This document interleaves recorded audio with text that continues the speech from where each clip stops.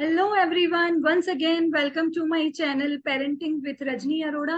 जैसा कि आप सब जानते हैं, लेट्स कनेक्ट जो हमारी सीरीज है उसके फर्स्ट सीजन में हमने बात की थी कुछ पेरेंट्स से। सेकंड सीजन में हम बात कर रहे हैं कुछ टीनेजर्स से, उनके पर्सपेक्टिव जानने के लिए।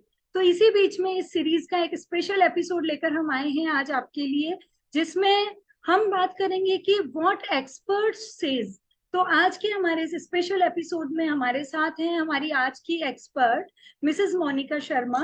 Mrs Monika Sharma is senior consulting psychologist and therapist with more than 19 years of experience. She has an extensive experience in dealing cases of anxiety, depression, relationship issues, and substances use, phobias, etc. She is also a famous media commentator and columnist. Her articles are often published in newspapers like Dainik Jagran, Dainik Bhaskar, and Hindustan Times.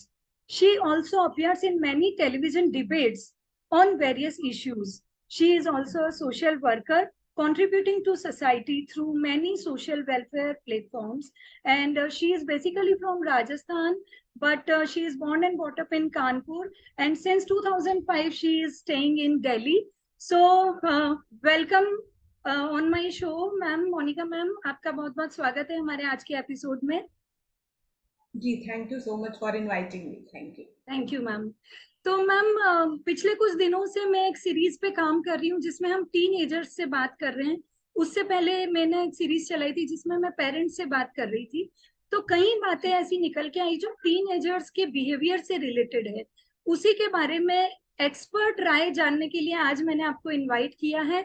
Being a psychologist, हम आपसे various aspects पर बात करेंगे।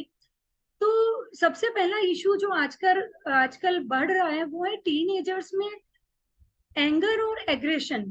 तो ये क्यों बढ़ रहा है और इसके क्या क्या रीजन हो सकते हैं और क्या क्या सॉल्यूशन हो सकते हैं, कैसे हम उनको कम करने के लिए या उनको काम डाउन करने के लिए वर्कआउट कर सकते हैं, इसके बारे में मैं आपकी राय जानना चाहूंगी।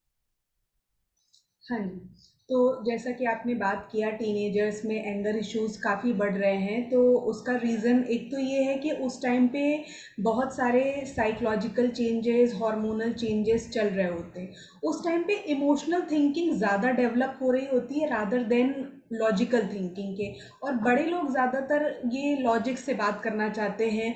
और कई बार ऐसा होता है कि हम बच्चों की बात को बिल्कुल भी इम्पोर्टेंस नहीं देते, उनकी ओपिनियन को रेस्पेक्ट नहीं करते हैं, उनको हमेशा कमेंट ही करते हैं कि आप ये गलत कर रहे हैं, आप वो गलत कर रहे हैं, आप अपना टाइम वेस्ट कर रहे हैं, आपका पढ़ाई पे पूरा फोकस नहीं है।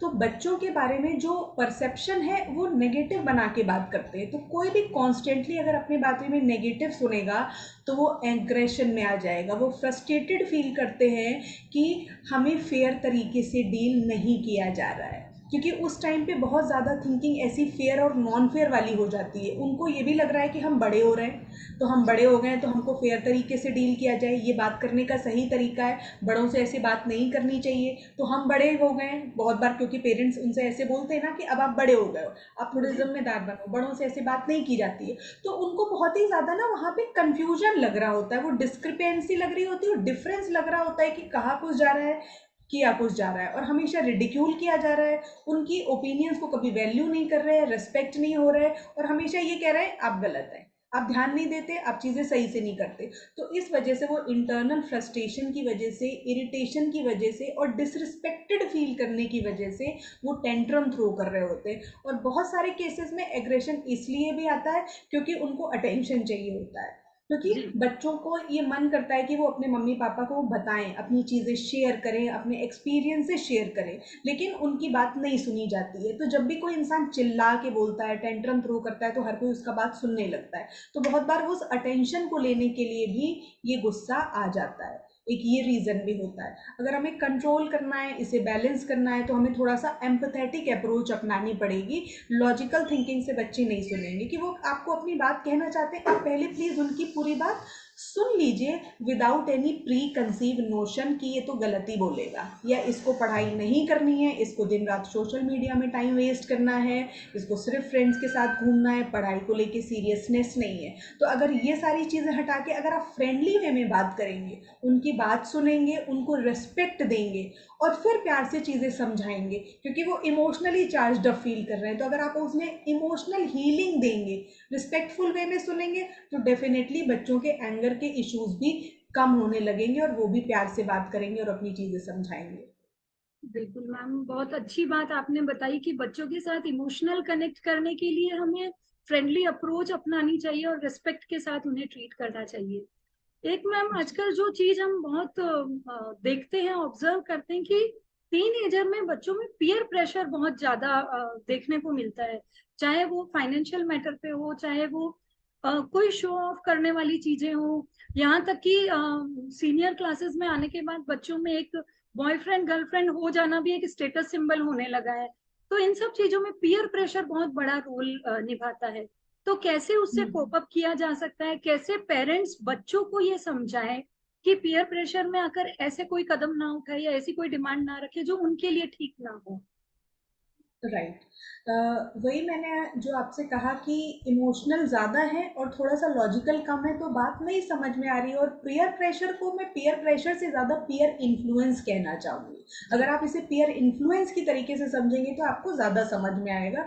और पीयर हम्म। इन्फ्लुएंस कई बार अच्छा भी होता है। हो सकता है कि अगर वो देखें कि उनके फ्रेंड्स अच्छी हॉबीज़ डेवलप कर रहे हैं, तो कई बार बच्चे उस चीज़ में अपना भी एडमिशन कराना चाहते हैं। बोलते हैं कि मेरे फ्रेंड ने टेनिस क्लास ज्वाइन किया है, मुझे वो ज्वाइन करना है। मेरा फ्रेंड स्विमिंग क्लास ज्वाइन कर रहा है, मैं स्विमिंग सीखना चाहता हूँ, या मुझे डांस क्लासेस में जाना है। कई बार पीयर इन्फ्लुएंस हमको सही डायरेक्शन में ले जाता है। बच्चे मार्क्स देखते हैं कि फ्रेंड्स के अच्छे मार्क्स आ रहे हैं, उनको इतना रिस्पेक्ट मिल रहा है, रिकग्निशन मिल रहा है, तो वो भी अच्छी पढ़ाई करने लग जाते हैं। तो हमेशा पीयर जो इन्फ्लुएंस है वो खराब नहीं है। हाँ, जब वो नेगेटिव डायरेक्शन में आता है, वो इसलिए आता है क्योंकि वहाँ पे वो जो आप कह रहे थे कि बॉयफ्रेंड होना चाहिए, गर्लफ्रेंड होना चाहिए, अब वो नेगेटिवली इन्फ्लुएंस हो रहा है। और वो इसलिए हो रहा है क्योंकि वो फिट इन होना चाहते हैं। क्योंकि जी। अगर जिसकी बॉयफ्रेंड नहीं है या जिसका गर्लफ्रेंड नहीं है, तो यानी कि उसके अंदर कोई कमी है, बाकी उसके फ्रेंड्स ऐसे परसीव करते हैं। तो उसको जी। लगता है कि उसे भी कुछ एफर्ट्स पुट करने चाहिए जिससे उसका भी बॉयफ्रेंड या गर्लफ्रेंड हो जाए। ठीक है, जैसे ड्रिंकिंग की हैबिट्स भी हो जाती हैं, कई बार स्मोकिंग वगैरह की हैबिट्स हो जाती हैं, तो ये इस एक रॉन्ग डायरेक्शन में चले जाते हैं। और कई बार होता है कि वो अपनी बातों को क्योंकि ठीक से किसी से कह नहीं पा रहे हैं। आज भी मैं एक सेशन में एक लड़की से मिली, उसने मुझसे यही बोला कि उसका कोई भी अच्छा फ्रेंड नहीं है, मम्मी पापा घर में सुनते नहीं है, वो ये सारी बातें अपने घर में नहीं बता सकती है कि कैसे उसके फ्रेंड्स ने उससे मतलब ज़रूरत पड़ने पर नोट्स ले लिया, फिर उसको ब्लॉक कर दिया, ज़रूरत पड़ी तो उससे पैसे भी ले लिए, लेकिन जब उसने मांगा तो उसको कुछ ना कुछ बहाने बनाते रहे, फिर all of a sudden block कर दिया, फिर उसको ब्लैकमेल करने लगे। तो इस वजह से कई बार रॉन्ग पीयर इन्फ्लुएंस में आके बच्चे रॉन्ग हैबिट्स में फंस जाते हैं। तो अगर हम जी। एक ओपन चैनल बनाएंगे कम्युनिकेशन का, घर में एक फ्री एनवायरनमेंट देंगे बच्चों को, जहाँ पे वो ओपनली अपने आप को एक्सप्रेस कर सके विदाउट जजमेंट, कि उनको ये ना लगे कि मैं ये बताऊंगा तो मुझे जज किया जाएगा या मम्मा पापा मेरे ऊपर गुस्सा हो जाएंगे, मेरा साथ नहीं देंगे। तो एक एनवायरनमेंट पेरेंट्स को क्रिएट करना है जिसमें उनको ये बताना है बच्चों को कि हाँ, पीयर प्रेशर होता है, आपका भी अगर मन करता है कुछ सर्टेन चीज़ें करने का, आपके फ्रेंड्स करते हैं तो आप भी ट्राई कर सकते हो, लेकिन आप हमसे हमेशा डिस्कस करो, और अगर कभी कोई प्रॉब्लम हो जाएगी तो हम आपका हमेशा साथ देंगे। तो अगर वो साथ वाली सपोर्ट वाली फीलिंग फैमिली से आएगी, तो मैं ये कह सकती हूँ कि 80 to 19% केसेस में 90% तक बच्चे डिस्ट्रैक्टेड नहीं होंगे, रॉन्ग हैबिट्स में नहीं जाएंगे। इतना ज़्यादा फैमिलीज का डिसफंक्शनल एनवायरनमेंट है कि मैं आपको क्या बताऊँ। इतना ज़्यादा पेरेंट्स प्रेशर करते हैं, बच्चों को बिल्कुल भी स्पेस नहीं देते। हमारे हिंदुस्तानी पेरेंट्स को ये चीज़ समझ में ही नहीं आती कि बच्चों का भी एक अपना स्पेस होता है। अगर वो 1-2 घंटा अपना रूम का दरवाज़ा बंद करके रखना चाहे, इसमें कुछ भी गलत नहीं है। जी। हमेशा उनकी चीज़ में ताक झाक करना, हमेशा ताने मारना, हमेशा उनके दोस्तों को जज करना कि इससे बात नहीं करो, उससे बात नहीं करो, ये लड़का अच्छा नहीं है, तो बच्चों का लो सेल्फ एस्टीम होता जाता है। उनको अपने अंदर डाउट्स आने लगते हैं, अपनी चॉइसेस पे डाउट आने लगते हैं। जब भी आप आगे से आगे बढ़ के हर बार उनके लिए काम कर देते हो, तो उनके अंदर ये फीलिंग आती है कि you can do it better than me, then I right. Should not be trying. तो राइट। इसलिए ये सारे अगर हम चीज़ों के ऊपर थोड़ा सा ध्यान देंगे, तो हम रॉन्ग पीयर इन्फ्लुएंस से बचा लेंगे और बहुत ही अच्छा ध्यान रख पाएंगे अपने बच्चों का। जी। जी बिल्कुल मैम। तो कहीं ना कहीं आपकी इस बात से ये ऑब्जर्वेशन निकल के आती है कि कनेक्शन बिफोर करेक्शन, जो हर बात में बच्चों को हम टोकते रहते हैं, हर चीज में इंस्ट्रक्ट करते रहते हैं, करेक्ट करते रहते हैं, उससे ज्यादा इम्पोर्टेंट है कि हम उनके साथ अपना कनेक्शन, अपना बॉन्ड स्ट्रॉन्ग बनाकर रखें। तो बिल्कुल। जी मैम। अच्छा, इसी से रिलेटेड एक क्वेश्चन दिमाग में ये आता है मैम, शायद यही रीजन है जो आप बता रही हैं, बट कहीं ना कहीं टीन एज आते आते बच्चों के दिमाग में पेरेंट्स या टीचर्स को लेकर एक कॉन्फ्लिक्ट सा आने लगता है, जिसका रिजल्ट बैक आंसरिंग भी है। कहीं ना कहीं उन्हें ये लगता है कि पेरेंट्स हर बात में हमें रेस्ट्रिक्ट कर रहे हैं, या टीचर बहुत ज्यादा हमें प्रेशराइज कर रहे हैं या इंस्ट्रक्ट कर रहे हैं। तो आगे जाके वो थोड़ा सा अगेंस्ट ढूंढने लगते हैं अपने पेरेंट्स और टीचर्स के। तो इसके क्या क्या रीजन या सॉल्यूशन हो सकते हैं? देखिए, वो इसलिए होने लगते हैं क्योंकि आप थोड़े टाइम के लिए भी अगर टीनेजर पेरेंट्स और बच्चों को ऑब्जर्व करेंगे, तो हम्म। उनके पेरेंट्स ज़्यादातर ये पूछ रहे होते हैं कि तुम पढ़ाई कितनी कर रहे हो, तुम पढ़ाई पे ध्यान दे रहे हो कि नहीं दे रहे हो, करियर आगे कैसा बनाना है, तुमने नहाया क्यों नहीं, तुमने खाया क्यों नहीं, तुम इतनी देर तक क्यों जग रहे हो, तुम क्यों सो रहे हो, तुम इससे बात कर रहे हो। मतलब जो भी बातें हो रही हैं, वो केवल इंस्ट्रक्शन बेस्ड हैं, कि आप इंस्ट्रक्ट कर रहे हो कि ये करो, ये करो, ये करो, ये करो, और आपने कैटेगराइज किया हुआ है कि ये चीज़ें करना अच्छा है, ये चॉइसेस लेना अच्छा है, ये चीज़ें करना अच्छा नहीं है, ये चॉइसेस लेना अच्छा नहीं है। अगर आप साइंस ले रहे हो तो आप अच्छे बच्चे हो, अगर आप बनना चाहते हो, डांसर बनना चाहते हो, तो आप अच्छे बच्चे नहीं हो, तुम अपना राइट। टाइम वेस्ट कर रहे हो, इसमें करियर नहीं। क्योंकि अभी भी पेरेंट्स का माइंडसेट टुवर्ड्स ये है कि अगर आप इंजीनियर बनेंगे, डॉक्टर बनेंगे, लॉयर बनेंगे, चार्टर्ड अकाउंटेंट, मतलब कुछ सर्टेन फील्ड्स है तो आप अच्छा कर रहे हैं, अगर आप बाकी किसी डायरेक्शन में तो आप अच्छा नहीं कर रहे हो।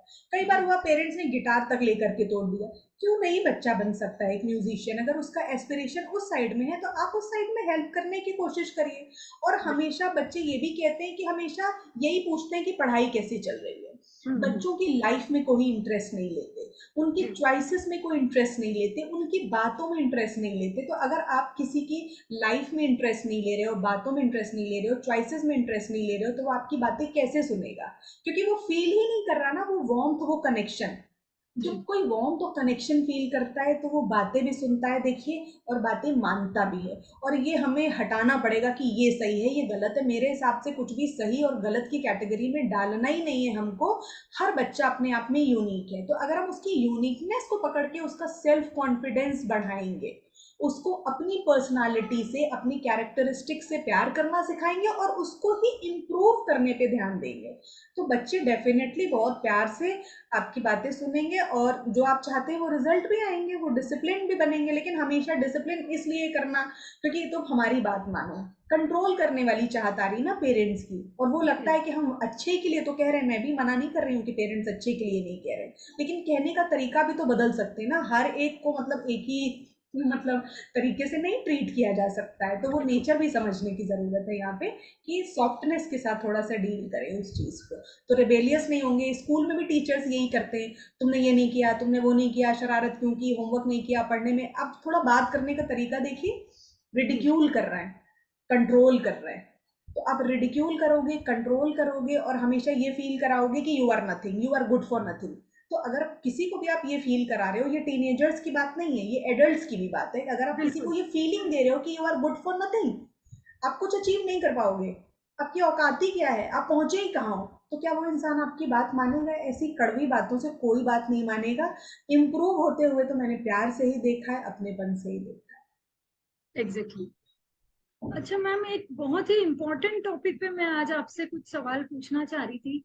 जैसे हम लोग जानते हैं टीन एज आते आते बच्चे थोड़ा सा इन्फ्लुएंस होने लगते हैं सोशल मीडिया से, बहुत ज्यादा फ्रेंड्स से, बाहर की दुनिया से। तो कहीं ना कहीं स्मोक ड्रिंक, ये चीजें, बॉयफ्रेंड गर्लफ्रेंड बनाना, रिलेशनशिप में पढ़ना, ये चीजें बच्चों की एक स्टेटस सिंबल कह दीजिए के रूप में एंटर होती है, फिर आदत बनने लगती है। ये पेरेंट शायद अवेयर भी है, लेकिन एक जो चीज पिछले कुछ समय से निकल के आ रही है वो है वेपिंग। बहुत से है। पेरेंट्स ने शायद इसका नाम भी नहीं सुना होगा। बच्चों को शायद, मतलब मैं और मेरी टीम थोड़ा सा रिसर्च कर रहे हैं, तो बच्चों को शायद ऐसा लगता है वेपिंग मीन्स ई सिगरेट। वो जनरल जो स्मोकिंग है, सिगरेट है, उसकी तुलना में नुकसानदायक नहीं है। ऐसे कंफ्यूजन के चलते बच्चे इसका यूज आजकल करने लगे हैं। और टू माई सरप्राइज 8th और 9th क्लास तक के बच्चों तक इसकी अप्रोच पहुंच चुकी है। Even parents are not aware with in the reach, मतलब वॉकिंग डिस्टेंस पे कोई शॉप है वहां भी अवेलेबल हो। तो बिल्कुल ये बिल्कुल, वेपिंग का जो सोसाइटीज की शॉप में कंसेप्ट है मिलता मैम, है। इस पे मैं चाहूंगी आप थोड़ा लाइट डालें। पेरेंट्स को भी इसके बारे में थोड़ी अवेयरनेस मिले, और बच्चों को जरूर मैं चाहूंगी आप थोड़ा इसके बारे में जानकारी दें कि ये कितनी हार्मफुल हो सकती है और क्यों इससे बच के रहना हमारे लिए जरूरी है।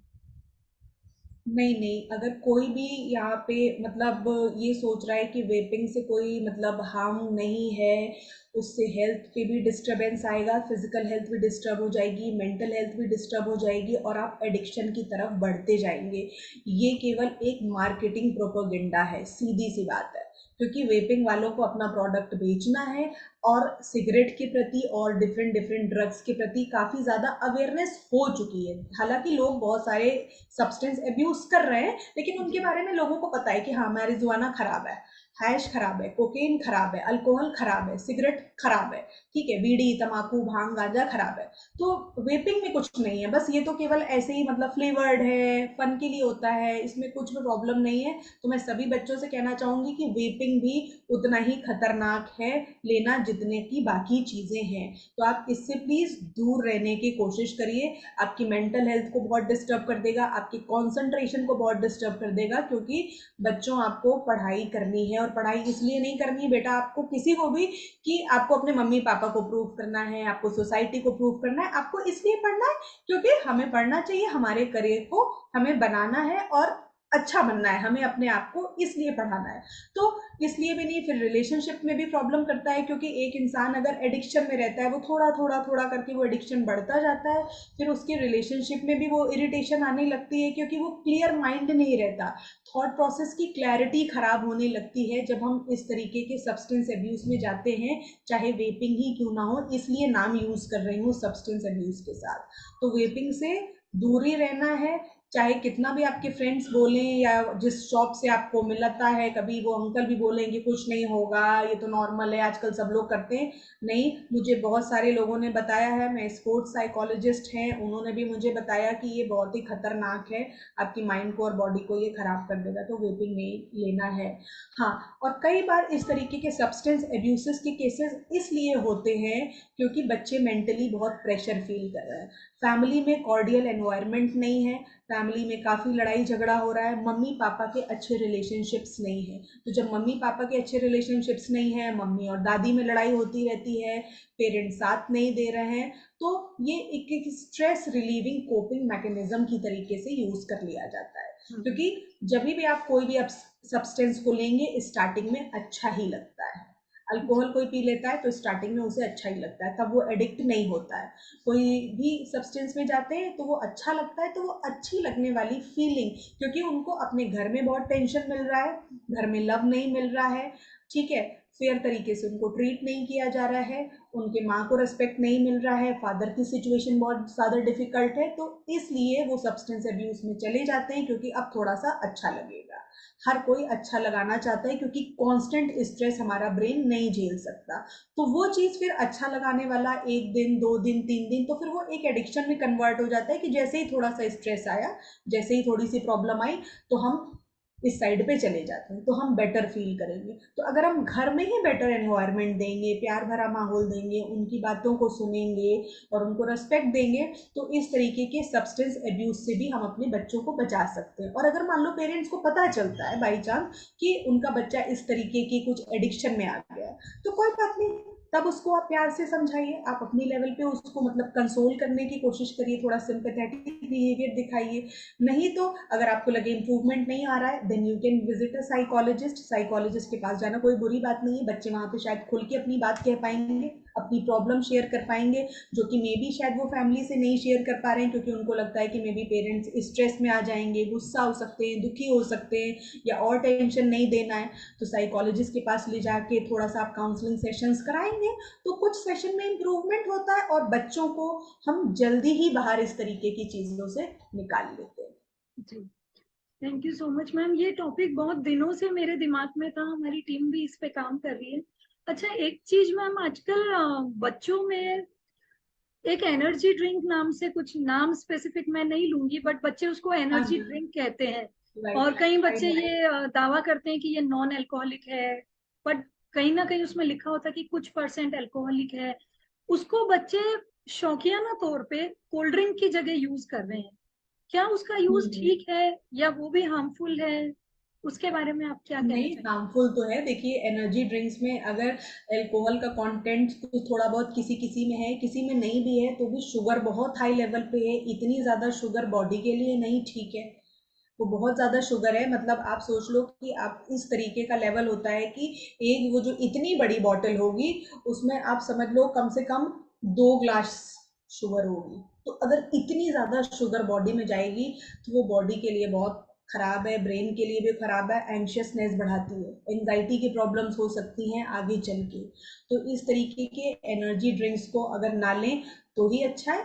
और कोशिश करें कि अपना जो इंडियन ड्रिंक्स हैं, लाइक नींबू पानी, अगर आपको अच्छा लगता है तो प्लीज़ आप अपनी मम्मा से कहो कि नींबू पानी बना दें, आप वो पियो, आप कोकोनट वाटर पियो, ठीक है। और भी जूसेस होते हैं, मिल्क शेक्स हैं, मैंगो शेक है, ठीक है, स्ट्रॉबेरी शेक्स है। अगर आपको अच्छा लगता है तो आप ये सारे ड्रिंक्स लीजिए।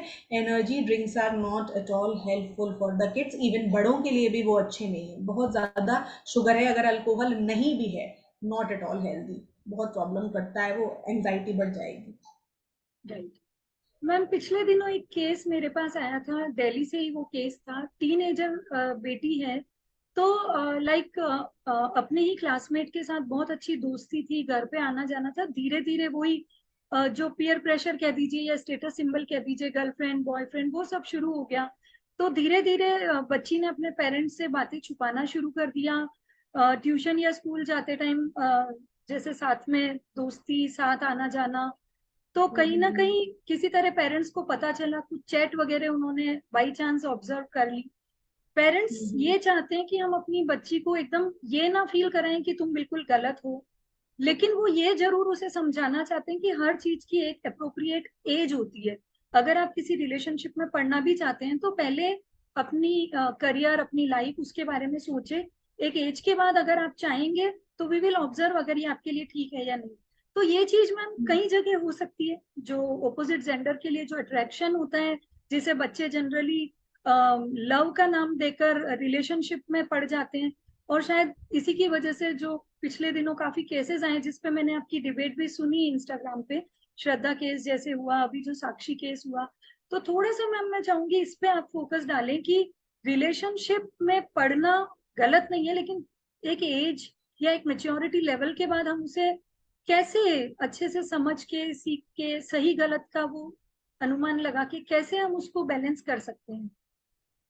Right, right. देखिए, वो एज ही ऐसी होती है रजनी जी, कि उस समय अट्रैक्शन तो होगा ही, ठीक है, यस। अट्रैक्शन होगा, इन्फैचुएशन होगा। ज़्यादातर लोग अट्रैक्शन इन्फैचुएशन को लव से कंफ्यूज कर रहे हैं। यहाँ पे ये बताना चाहूंगी कि इतनी जल्दी प्यार नहीं होता है। अट्रैक्टेड है, इन्फैचुएटेड है, ठीक है, ये स्वाभाविक है, होगा ही होगा। अगर हम अपने फैमिलीज में इस चीज़ के लिए भी थोड़ा सा ओपननेस रखें कि हम इस पे बात कर लेंगे, अगर आपको पसंद है तो आप बताओ, ये नहीं कि नहीं होना चाहिए। आप जितना कहोगे ना नहीं होना चाहिए, ये गलत है, तो वो अट्रैक्शन और बढ़ता है, क्योंकि माइंड हमारा बना ही इस तरीके से है कि जहाँ पे नो होगा, नेगेटिव है, यानी कि ये मना किया जा रहा है, ये नहीं करना चाहिए, तो वो और ज़्यादा भागेगा। आप उसके लिए भी डिस्कशन करो। आप इससे बेटर है कि उनको सेक्स एजुकेशन पे गाइड करो। आप उनको ये अगर चीज़ें सिखा दो कि what you should be doing and what can be the consequences if you will take this step, तो ज़्यादा बेटर हो जाएगा। अगर आप ये सोचो कि नहीं, मिलने ही नहीं देना है, बात ही नहीं करने देना है, या ये दिमाग में घुसाना है कि बॉयफ्रेंड नहीं होना चाहिए, गर्लफ्रेंड नहीं होना चाहिए, गर्लफ्रेंड होना गलत बात है, बॉयफ्रेंड होना गलत बात है, तो वो नहीं सुनेंगे। आप ये कहो कि if you want to have a relationship you can have it, ये आपकी बाउंड्रीज है, ये आपकी बाउंड्रीज आपको क्रॉस नहीं करनी चाहिए। आपको रिलेशनशिप में अपनी रिस्पेक्ट का ख्याल रखना ही सीखना पड़ेगा, क्योंकि कई बार होता है कि बहुत तरफ होता है कि सेकंड साइड से बहुत ज़्यादा emotional, mental, physical, psychological pressure आ रहा होता है। तो वो जी। प्रेशर नहीं लेना है। अगर कोई आपको प्यार करता है तो वो आपके ऊपर कभी भी कुछ इम्पोज नहीं करेगा, ये याद रखिए। फिजिकल इंटीमेसी के लिए कोई भी इम्पोज नहीं करेगा बच्चों, अगर वो आपसे प्यार करता है। अगर कोई लड़का आपसे फिजिकल इंटीमेसी के लिए इम्पोज कर रहा है कि नहीं, अगर तुम प्यार करती हो तो ये करना पड़ेगा, यानी कि वो प्यार नहीं करता है, he is just looking for physical intimacy, that's all.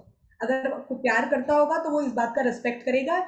Yes, right now we are in love, we are in connection, we will work on the education, we will make career, and then we will get married, then we will have the physical intimacy if the real love is there, ये समझिए। तो parents को भी वो चीज़ समझानी है, बात करनी है कि रिलेशनशिप है तो ठीक है, कोई बात नहीं है, तो वो बैलेंस रहना सीखेंगे। आप मना करोगे तो और उस साइड से जाएंगे, और छुपा छुपा के करेंगे, और कोई किसी को देखिए रोक नहीं सकता है अगर करना है तो। अगर हम ओपननेस ले आए, इवन कुछ फैमिलीज ने, कुछ बच्चों ने मुझे ये चीज़ खुद बोली है, क्योंकि बचपन से ही उनके घर में इस चीज़ को लेकर के बड़ा ओपननेस था कि you can have male friends, you can have female friends, if you want to have the relationship you can have that. तो कभी पापा मम्मी ने क्योंकि रोका ही नहीं जाने आने से, मना ही नहीं किया, तो उन बच्चों ने कभी कुछ गलत किया ही नहीं, क्योंकि उनके अंदर भी था कि मम्मी पापा ट्रस्ट कर रहे हैं तो हमें ट्रस्ट बना के रखना है। जब हम लगातार शक वाली भावना में चलते हैं ना, तो हम गड़बड़ चले जाते हैं। आप विश्वास करो तो विश्वास क्यों तोड़ेंगे, और आपने हर चीज ओपनली बताई है कि ये चीज करना सही है, ये चीज नहीं। इवन मैंने भी बहुत सारे सेशंस में बहुत सारी लड़कियों को ये चीज गाइड की है, इवन लड़कों को भी बताया। ऐसा नहीं है कि हमेशा लड़कियों के साथ ही गलत किया जाता है, ऐसा नहीं, लड़कों का भी बहुत बार एडवांटेज लिया जाता है, उनकी भी फीलिंग्स को मिसयूज किया जाता है। तो जेंडर बायसनेस में नहीं हमें जानना है, इक्वली हमें दोनों को ट्रीट करना है और दोनों को समझाना है कि रिलेशनशिप इज ओके, लेकिन आप अपनी पढ़ाई पे फोकस करिए, करियर पे फोकस करिए, फिर आप जैसा चाहेंगे वैसा हम करेंगे, क्योंकि आपकी खुशी से बढ़कर हमारे लिए कुछ नहीं है। और ये विश्वास देने की कोशिश करिए अपने बच्चों को, अगर कुछ गलत भी हो गया, कुछ प्रॉब्लम भी हो गई, हम आपका साथ कभी नहीं छोड़ेंगे, ये फीलिंग मत दीजिए। अगर आप ये करेंगे तो you are a good boy और गुड डॉटर, और अगर ये नहीं किया तो फिर हमसे मतलब नहीं रखना, फिर खुद ही जानो। तो इस वजह से बच्चे ज्यादा भटक जाते हैं। एक और सवाल मैं पूछना चाहूंगी मैम, जैसे बचपन से बच्चे को हमने अच्छे संस्कार दिए हैं, हमें उन पे ट्रस्ट है, हमने कनेक्शन भी, बॉन्ड भी अच्छा डेवलप करके रखा हुआ है, लेकिन कहीं ना कहीं कभी कभी ये सवाल जरूर आता है कि बाहर की दुनिया का इन्फ्लुएंस बच्चों पे, लाइक अब बच्चे बड़े हो रहे हैं, आप उनको बर्थडे पार्टीज में या फ्रेंड्स के साथ आउटिंग पे जाने से रोकेंगे तो रेस्ट्रिक्शन हो जाएगी, जाने देंगे तो कहीं ना कहीं पेरेंट्स के मन में एक हिडन सा डर होता है, लाइक मेरा बेटा या मेरी बेटी ड्रिंक या स्मोक नहीं करेगा, लेकिन अगर किसी ने गलती से भी उसको कोल्ड ड्रिंक में मिला के पिला दिया या इस तरह की कोई घटना हो सकती है, तो उससे बचने के लिए कैसे अपने बच्चों को मेंटली प्रिपेयर किया जा सकता है, कैसे उनको समझाया जा सकता है कि कैसे वो ऐसी अनवांटेड सिचुएशन से बच सके। देखिए, एनवायरनमेंट को तो हम कंट्रोल नहीं कर सकते हैं, हाँ ऐसी चीज़ें होने की संभावना रहती है। इसीलिए मैं ओपन डायलॉग की बात कर रही थी कि अगर खुल के हर विषय के ऊपर जिन जिन चीज़ों को लेकर के पेरेंट्स को डर लगता है कि कहीं ये ना हो जाए, कहीं वो ना हो जाए, ठीक है, तो ऐसे उनको रोक टोक करने के बजाय ओपन अपना फियर बता दें कि बेटा ऐसे लोग होते हैं, ऐसा मिसयूज कर सकते हैं। अब आप हर जगह तो रोक नहीं सकते, लेकिन अगर मान लो कभी हो जाएगा कोई चीज़, तो फिर उसके बाद आप उनको सहारा दीजिए, उनको समझाइए और ये कहिए कि देखो हमने बताया था ना ऐसे लोग होते हैं बेटा, हो गया कोई बात नहीं, आप आगे से ध्यान रखिएगा। और थोड़ा सा फिर हमको लाइफ को भी एक मौका देना पड़ता है कि लाइफ भी सिखाएगी। आप हर जगह अवेलेबल रहेंगे, आप हर समय सिखाने की कोशिश करते रहेंगे, तो रिलेशनशिप खराब होगा और वो एक हेट्रेड डेवलप होगी, रेबेलियस ज्यादा देखने को मिलेगी। आप 2 बार 3 बार 4 बार अपनी तरीके से बताने की कोशिश करो, हर एस्पेक्ट पे खुल के बात करो, चाहे वो ड्रग्स हो, चाहे वो सेक्स हो, चाहे वो पॉर्न हो, चाहे वो सब्सटेंस एब्यूज हो, चाहे वो रिलेटिव से रिलेटेड बातें हो। तो अगर आप ये सारी चीज़ें बातें खुल के करोगे, तो मैंने आपसे कहा कि 80 to 90% केसेस में प्रॉब्लम नहीं आएगी। लेकिन अगर फिर भी आ जाती है, क्योंकि एनवायरनमेंट को कंट्रोल नहीं किया जा सकता, सिर्फ माँ बाप का भी प्रभाव नहीं है, सिर्फ उनकी बातों का असर नहीं है, सोशल मीडिया का भी असर है, फ्रेंड्स का भी असर है, कॉलेज में जो प्रोफेसर्स हैं, टीचर्स हैं, उनकी बातों का भी असर पड़ता है बच्चों के ऊपर, नेबरहुड का भी असर है। तो कहाँ कहाँ कंट्रोल करेंगे। लेकिन आप अगर सही डायरेक्शन में जा रहे हैं, अपनी चीज़ों को ओपनली बात कर रहे हैं, तो घर और फैमिली से ज़्यादा कोई किसी की नहीं सुनता है। यही समझाने की कोशिश करिए कि हम हर हालत में आपके साथ हैं, हम हर हालत में। तो अगर मान लो उससे एक बार गलती हो भी गई, कुछ ऐसा उसके साथ मिस हैपनिंग हो गया, तो वो बच्चा आपको आएगा, आपको बताएगा, समझाएगा, और अगर आप उसको प्यार से ट्रीट करोगे तो आगे हो सकता है कि वो खुद ही चूज करे कि उसको ऐसी पार्टीज में नहीं जाना है, या उस सर्टेन ग्रुप के साथ नहीं जाना है, या अगर जाना है तो अब मम्मा पापा में से किसी को ले करके जाना है, वो मुझे ड्रॉप करेंगे, वो मुझे ले करके आएंगे। 1-2 बार अगर गलती हो भी गई ना, क्योंकि लाइफ सिखाती है, देखिए, है ना, हम मिस्टेक्स को जितना ज्यादा रोकने की कोशिश करेंगे कि नहीं मिस्टेक नहीं होनी चाहिए तो प्रॉब्लम है, नहीं, अपने बच्चों को सिखाइए कि mistakes are part of life, you can make mistakes because you have to learn कि मिस्टेक्स को रिपीट नहीं करना है और उससे लर्न करना है। Then you have to teach your children कि नो कहना सीखना है, कि वो कह रहा है पी ले पी ले पी ले, खा ले, अरे कुछ नहीं होता कुछ नहीं होता, नहीं, मैं नहीं लूंगा तो नहीं लूंगा, मेरी मम्मा ने मना किया है, मेरे पापा ने मना किया है, व्हाट्सएवर मुझे नहीं चाहिए। तो वो स्टैंड लेना सिखाइए, उनको अपने आप से प्यार करना सिखाइए। तो जब अपने लिए स्टैंड लेना बच्चा सीखेगा, जब उसकी फैमिली ने उसे ये सिखाया है कि मिस्टेक्स हो भी जाती है तो भी कोई बात नहीं, failures are part of life, आप फेल होंगे सीखेंगे। अच्छा, कोई डिसअपॉइंटमेंट अगर हो जाता है तो डिसअपॉइंटमेंट हो जाता है तो हम उससे इम्प्रूव करके बाहर निकलने की कोशिश करते हैं। तो अगर हम इस तरीके से साइकोलॉजिकल, इमोशनल, मेंटल पार्ट पे इतना अच्छा वर्क कर देंगे तो क्यों होगा मिसलीड बच्चा, नहीं होगा। और वही बात है, अपने अंदर भी तो पॉजिटिविटी रखनी है ना, कॉन्फिडेंस देना है। हर जगह अवेलेबल रहेंगे तो लो कॉन्फिडेंस की कितनी शिकायतें आ रही हैं, फिर बिल्कुल। सोशल एंग्जाइटी के कितने सारे केसेस आ रहे हैं, आने नहीं चाहिए ना। क्योंकि हर चीज में रोक रोक के, हमेशा हर चीज प्लेटर पे सजा करके, रिस्ट्रिक्ट करके, रिडिक्यूल करके वो कॉन्फिडेंस ही डाउन कर दिया है, सेल्फ स्टीम ही डाउन कर दिया है। तो रादर देन इतना रोका टोकी के, थोड़ा कॉन्फिडेंस डेवलप करने पे ध्यान दीजिए और सारी बातें खोल के करिए। तो धीरे धीरे ये सारी चीज़ें इम्प्रूव हो जाएंगी, एग्रेशन भी ठीक रहेगा, रिस्पेक्टफुल रहेंगे, पढ़ाई पे भी अच्छा काम करेंगे, और सब्सटेंस एब्यूज़ और ये गलत तरीके की सेक्सुअलिटी से भी डेफिनेटली बच्चे सेफ रहेंगे। Thank you so much ma'am for joining with us today. और आई होप आज का ये एपिसोड देखकर हमारे व्यूअर्स को, पेरेंट्स को भी, बच्चों को भी बहुत ही इम्पोर्टेंट चीजें जो हमने आज डिस्कस की उस पे आपकी जो सजेशंस मिली उससे बहुत कुछ सीखने को मिलेगा। And thank you so much for being with us. Thank you ma'am. Thank you so much, मुझे भी बहुत अच्छा लगा कि अगर मैं आपके थ्रू और लोगों के काम आ सकी। Thank you so much for inviting. Thank you ma'am.